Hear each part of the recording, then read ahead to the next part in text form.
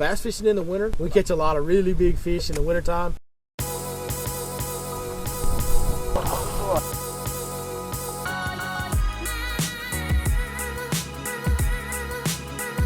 Got a biggie, boys. Get over here.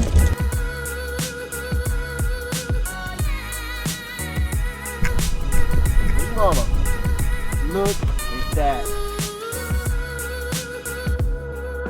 First fish of the day. My goodness. I'm so blessed to do this job and so blessed to be able to fish this lake, because I mean, where else are you going to catch that? Get you some, boys. Hey guys, thanks for tuning in to Your Lake Fork Guide once again. We got a Guides Network episode today. I got my boy Mike McFarland. McFarlandFishing.com. Link below. Check him out. He's a great dude to spend some time on the water with, and he will be more than happy to take you out. Absolutely. We're going to have a good time. Hey, we're getting to a cold time of year. It's an exciting time of year. We catch a lot of giants. We catch a lot of really big fish in the wintertime. And what we're going to talk to you today is about, bass fishing in the winter. How do these fish behave? Where can you locate them? And how do we go about catching giant Lake Fork bass in the wintertime? All right, guys. Well, I'm here to talk to you about the shallow water. Mike's covering the deep water. That's kind of his more of a specialty than me, and I'm covering the shallow water. That's where I like to spend most of my time, it seems. So, especially when we have grass. Lake Fork has a lot of grass this year. Some of it has died back. You won't see the mats on the surface in all the areas that you were seeing earlier in the year, but there's still plenty of grass. Anytime there's plenty of grass, you are absolutely 100% going to have really big bass that will live shallow throughout the colder months. Big bait will live shallow. Big gizzard shad, brim will live shallow in that grass throughout the wintertime. I'm going to give you guys a few baits that I use to cover shallow grass to help me get some big bites. But this video is not really about the baits. It's about the fish's behavior, where I look for them, and how I go about locating them and then executing. First one, and probably my best, most dependable day in, day out tool, arguably the Movement 80X. You guys have seen it recently on the channel, but year after year since this bait's come out, this is the third winter now that I've had it, and the last two before this, and already starting this year. That is a killer bait in the wintertime. It definitely catches a bigger than average size fish most of the time, and it's a very versatile bait. You can rip it out of grass, you can bounce it off timber. So that is one of my biggest tools right there. Number two, got to be old chatterbait. Chatterbait, phenomenal in grass, not so much for wood. If I have a lot of wood, I'm going to go to the Movement 80X. Chatterbait, though, around grass gets a lot of big bites, and it gets bites no matter how cold the water gets. In the coldest water conditions, this bait will still get bit around grass. And last, but probably the one that's got the most fish out of all of them over the years throughout the history of bass fishing, the old lipless crankbait. That's a 6 cents Snatch 70 right there. They also make a great one called the Quake. Love both of those baits. I will throw the original Bill Lewis Rat L trap as well. And the Strike King Red Eye Shad. So I own a variety of lipless baits. They all make different sounds, and that's my key deal on a lipless bait, is finding the sound that they want for a day. And then the other big factor is I'm always contacting grass and ripping it out. And last but certainly not least, whether it's pitching it in grass and hopping it in the grass, or whether it's throwing it at timber on the edges of creek channels, a flipping jig. This is the 6 cents Divine Hybrid Jig. Love a flipping jig. Black and blue is my standard color, but this is my second.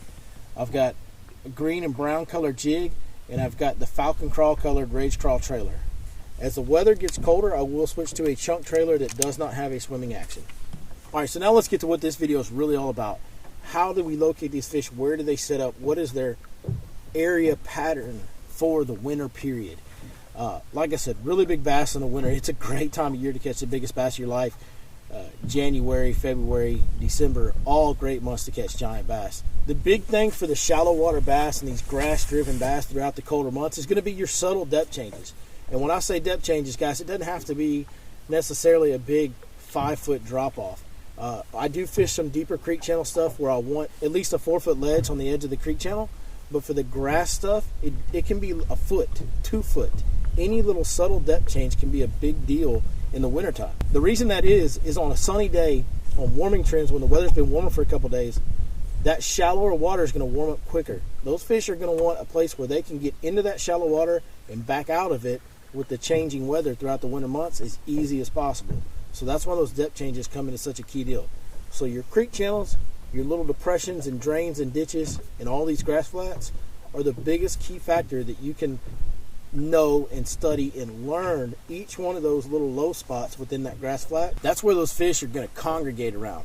All right, second, as we get into winter and you're trying to fish grass flats, the health of the grass can become an issue, especially when you have below freezing temperatures at night. The grass that is in really shallow water and the grass that is growing up close to the surface will begin to die back. Anytime that you get dying grass, it's going to tend to drive fish away from there unless it's their only option. If all the grass is behaving the same, it's all starting to die, they will still use it if it's all they have, but they're going to prefer that crisp, dark green, healthy vegetation. If it starts to get slime on it, which you will see in the wintertime, usually going to be the stuff you want to get away from. Also makes it much less efficient to fish these baits through it when it's slimy. It's very hard to get those baits through clean and keep the right action on them as they come through that slimy stuff. So one more key thing, guys, on the main creek channels that are running through these grass flats, before the lake was impounded, that creek was there. There was a water source. The trees were going to grow right on the edge of that water source. That's where the trees would grow the thickest and the biggest. So not only do you have bigger cover, but it also helps you identify the creek channel. If you pay attention to the stumps and you find the bigger around, preferably if you know what bark looks like and you can see the top of the tree, you can see some bark still on it. A live oak tree is what you're looking for. Those grow right on the edge of the channels. A live oak tree holds its leaves longer through the winter. It grows bigger than most anything in these woods around here, so it needs a bigger water source, and that's why they grew right on the edge of the channel before the lake was impounded. So if you can identify a live oak stump and you can find those really big around stumps, odds are you're going to be around that main creek channel where water used to flow before there was a lake, and that's going to be where your biggest elevation changes are.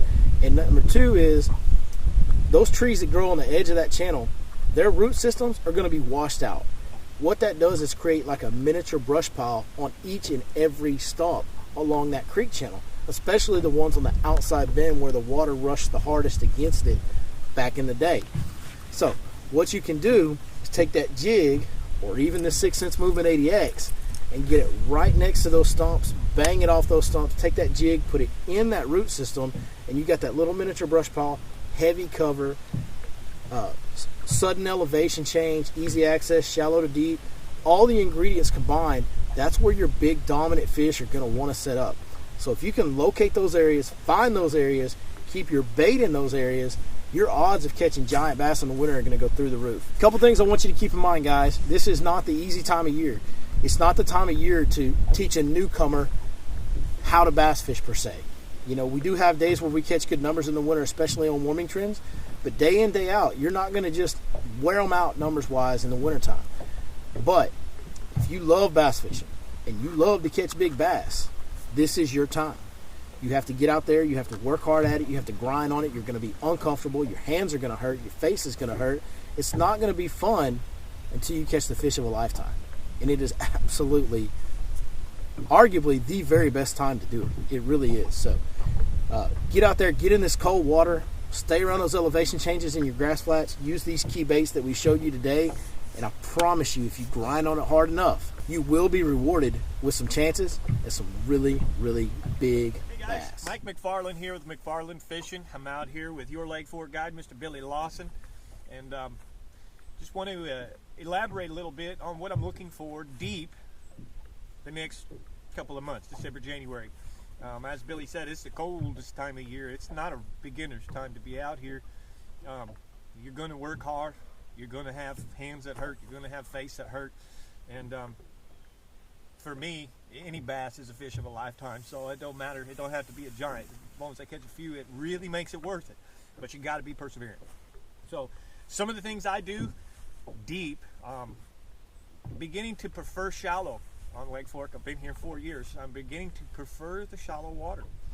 But he's been hanging on me too much. When I go deep, now you ready for this? Because I guarantee you a lot of you aren't going to expect this. Mr. Kevin Sharp can verify this. I go deep, okay? I'm talking 38, 45. How about 55 feet of water on Lake Fork?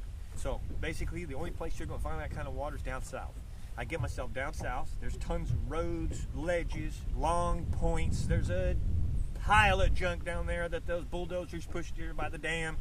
But I get down there in that 30, 40, and 50 foot of water. I'm looking for bait balls, as long as I've got some threadfin shad down there, something, a ledge or something, some structure nearby, I'm good to go. I start my fishing. Typically, I always like to fish aggressively, and power fishing would be the label of that. So I'm going to start out with an Alabama rig. I think I can, if they'll bite the Alabama rig, I think when I'm fishing deep, I can do more damage quicker, and I can increase my numbers a lot quicker. So Alabama rig would be my first choice once I've found the bait that I'm looking for. Typically, I'm going to slow roll that. I may fish it all the way on the bottom that deep. Most of the time, I'm going to get near that scenario that I like, the bait, etc. And I'm going to let it get down the bottom, and then I just burn it up. Coming up out of that deep water is usually where I will get the strikes on that. Second bait for that deep water is it obvious? It's a flutter spoon. When you're really, really deep with a flutter spoon, it does get a little challenging. You have to have a longer cast. You must have a longer cast, or it just pendulums back and ends up below you. So the long cast you can make, use the wind if you have to. But the main thing that I can tell you on a flutter spoon, and it doesn't matter what type you're using, is do not put a swivel. Okay, a split ring is okay. No swivel. The swivel will make it spin, and it completely takes away from all that fluttering, falling action. So, however you want, whichever type you want is fine. Just no swivels. Okay. The two ways that I'll fish that is I typically just lift the head. I never take it all the way off the bottom. I just lift the head and re-smack the head on the bottom. Re-lift it, smack it. Kind of like a jig, a real slow jig. And the other is to basically just swim it. I stroke the rod up. I hate to use that word, but I bring that rod up, and not in a quick fashion, but just a nice smooth fashion as to swim the flutter spoon up, kill it, let it fall on loose line. That's my number 2 down there in that deep water. And number 3 is a go-to, fellas. Get it? It's a go-to, okay? It's one of the number 1 go-tos in the nation. So this is actually going to bring us back to last week's video, and how important it is to have that sonar perfect, okay? Because I'm deep, 30, 40, 50, we're talking about a drop shot, okay? And I'm actually going to do it vertical. I'm going to get right on top of the target that I want, whether it's a brush pile or the fish themselves, and I vertical drop.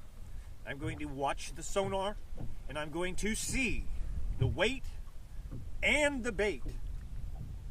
Okay, 2 different blips on that sonar that I'm going to be able to manage and watch as I work. I will actually see the fish, the blip of the fish, get on the bait before they bite it. Okay, it's really cool. It's like playing Nintendo fishing. There's been a few guys that have been here in Texas with me, lots back home in California. It's very, Arizona, California, very popular to vertical drop, the drop shot. But definitely, if you have not watched last week's video about your setup, that's the most important part, because you need to be able to see it on the sonar. If you're not seeing it on the sonar, you're not working the bait right.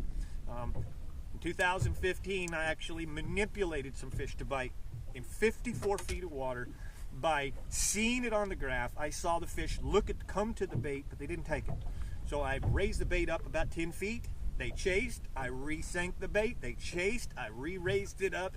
That got them going up and down, got the energy. By the second or third time that I'd done that, they bit. But I have caught bass in 54 feet of water, drop shotting, in the south end of Lake Fork, down by the dam. I promise you, get down there, that's where the big ones are. So, McFarland Fishing, love you guys. Thanks for watching. And hopefully we'll see you again soon. Well, hey, man, I think maybe we ought to make this an appointment 4 times a year that we do a seasonal patterns Guys Network episode. What do you think? I think it's a perfect idea, because there's about 4 seasons every year, isn't there? There's a rumor. I think it's a true rumor. I think it would work very cordially. So, hey, man, thank you for coming on and helping us with this. Yeah. Guys, we hope that helped you. Like I said, wintertime, it's a hard-working time of year. It's going to hurt a little bit some days, but, boy, it can be worth it. One bite for the whole season can change your life in the wintertime, right? Absolutely. It's incredible. I've had only just a 4-pounder, but it's usually the height of the day, and it's so exciting. You worked for it. You got what you came for. That's true. It could be a bunch of them in a big bag or just one, but it's always an awesome one. That's absolutely correct. And anytime anytime with anything in life, when you work that hard for them and then you accomplish the goal, it's always rewarding. So great time of year to fish. I absolutely love it. It's one of my favorite times of year. It seems like I'm always saying that. Maybe I just love fishing that much that I always love fishing. But wintertime, I definitely look forward to wintertime. As it gets here, I start getting really excited. So, hey, we hope that helps you guys. We kind of covered two opposite ends of the spectrum. Yep. Really, really deep, really, really shallow. But both can be just as effective. Absolutely. And giants do happen in both of those scenarios. 100%. Those really giant fish, they get out there and get super deep. And some of our biggest females get up in that creek channel and get up in that grass. They sure do. Absolutely. Well, all right, guys. Like we said, hope you enjoyed that. Hope it helps you catch some more fish this winter. Hey, if you guys are interested in booking any trips over the winter, I know both of us have open dates in January for sure. Yep. I think you've got a few left in December as well. I do. So, McFarlandFishing.com, YourLakeFortGuide.com. Reach out to us. If you just got questions, call us, text us, leave us a comment down below. If you enjoyed this video, do us a favor and hit that thumbs up. If you want to see more like this, be sure and subscribe. And we'll see you guys next time right here. Your Lake Fork Guide.